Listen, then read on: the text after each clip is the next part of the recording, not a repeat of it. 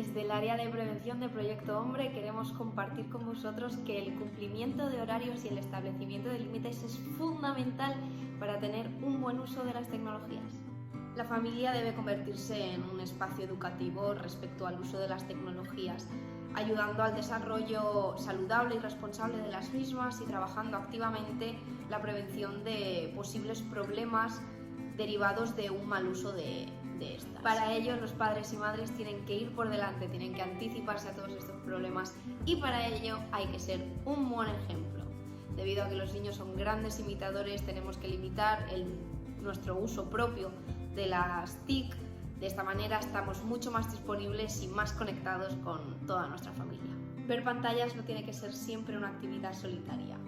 Jugar y participar en las actividades con pantallas con vuestros hijos, además de fomentar el aprendizaje y las interacciones sociales, estrecha lazos.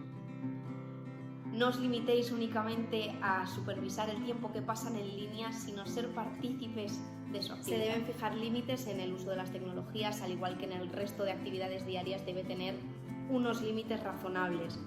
El juego no estructurado y fuera del mundo digital estimula mucho la creatividad y es recomendable hacer del tiempo libre de dispositivos digitales una prioridad diaria.